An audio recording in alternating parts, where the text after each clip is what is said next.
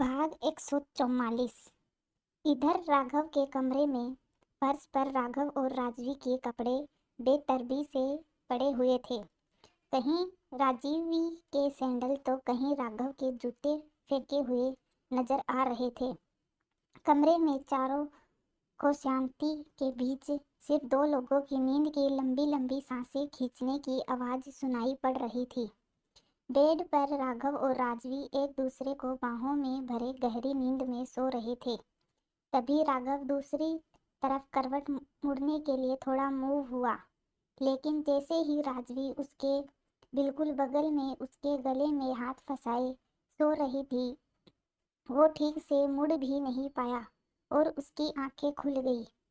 इधर राजवी को भी अपने बाजू में खिंचाव महसूस हुआ तो उसकी नींद भी टूट गई और दोनों ने ही धुंधली आंखों से एक दूसरे का चेहरा देखा और फिर आंखों को इस तरह बंद कर लिया जैसे कुछ भी असामान्य नहीं था।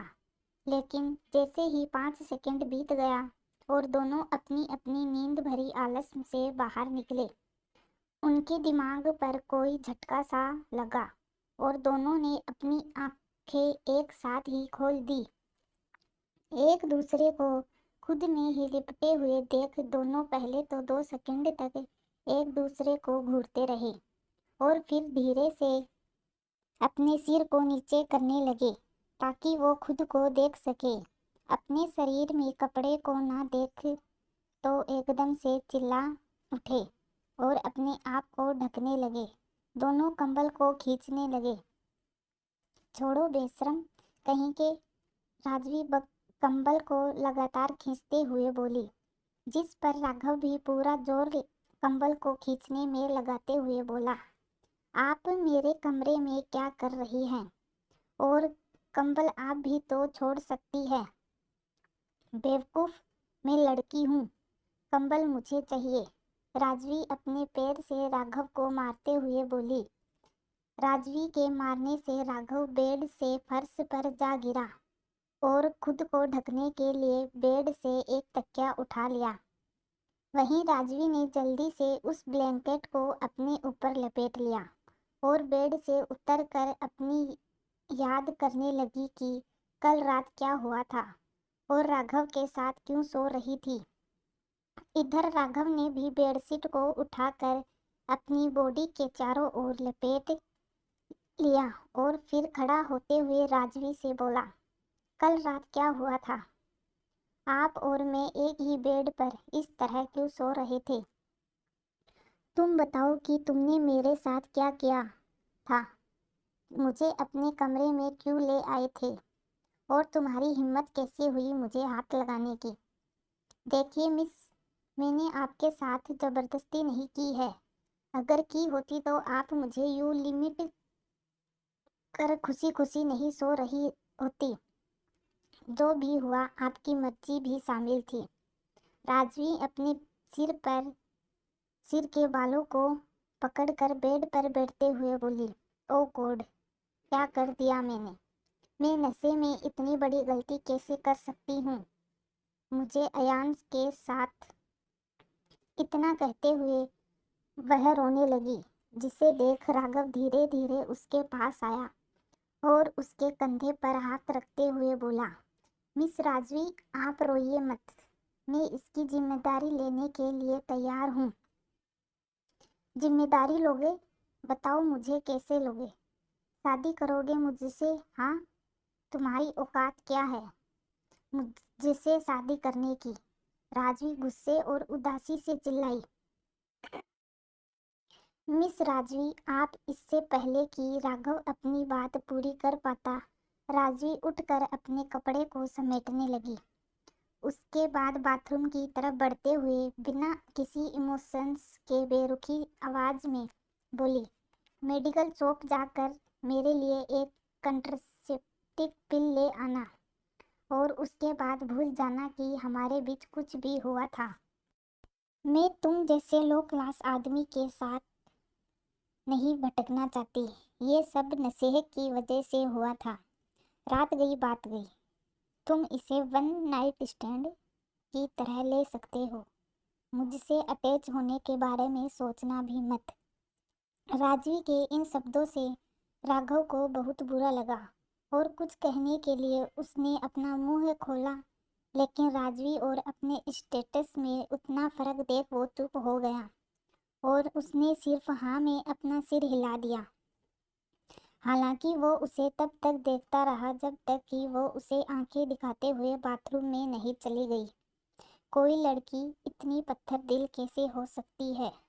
वो कंट्रोसेप्टिव पिल लेने के लिए भी तैयार है। शायद यही सही है। मुझे कल की रात को भूल जाना चाहिए। इसी में हम दोनों की भलाई है। खुद में ही बड़बड़ाते हुए राघव ने कमरे में बिखरे चीजों को उठाया और अपने बैग से कपड़े का एक सेट निकाल कर बेड पर बैठ गया। भले ही वह सब भूलने के लिए खुद को कह रहा था, लेकिन मन ही मन उसे राजवी की कई सारी बातें चुभ रही थी, जिसकी वजह से उसकी आंखें भर आई। उसी पल राजवी अपने कपड़े पहनकर बाथरूम से बाहर निकल आई और सीधे चलते हुए दरवाजे की तरफ बढ़ गई। उसने एक नज़र भी राघव को नहीं देखा। दरवाजे को खोल वहां से निकलने से पहले उसने उसी तरह के दुखी करने वाले स्वर में कहा, कंट्रोसेप्टिव पिल लाने के बाद मुझे कॉल करना और इसे जल्द से जल्द ले आओ। मैं तुमसे इतनी उम्मीद तो रख ही सकती हूँ। मैं आधे घंटे में ले आऊँगा। राघव ने अपने आंसुओं को आंखों में दबाते हुए कहा और बेरुखी के साथ ही उठकर वहां से बाथरूम की ओर बढ़ गया। दूसरी तरफ कमरे में ढेर सारी डिशेज को सर्व किया हुआ देख एकांशी ने खाने के बजाय एकांश को घूरना शुरू कर दिया, जिससे अयांश जो उसके सामने ही खड़ा था, उसने कहा, तुम्हें जो भी खाना है सिलेक्ट कर लो और बाकी चीज़ें वापस कर दो। मुझे सिलेक्ट ही करना था तो ऑर्डर करते हुए क्यों नहीं पूछा? एकांशी कमरे में खड़ी वेट्रेस को देख धीरे से कहा और उन 11 डिशेस में से 3 डिशेस को अलग कर लिया। जूस का गिलास को उठाते हुए उसने वेट्रेस को एक और नज़र देखा और मुस्कुराते हुए बोली, मुझे बस इतना ही चाहिए, आप इसे वापस ले जाइए। मैं इन सभी खाने का बिल पे कर दूंगी। नो नो मैडम, पहले ही उसके बिल पे हो चुके हैं, वेट्रेस ने कहा, जिस पर एकांशी ने अपने सिर को घुमाकर अयांश को लगभग 2 सेकंड के लिए घूरा।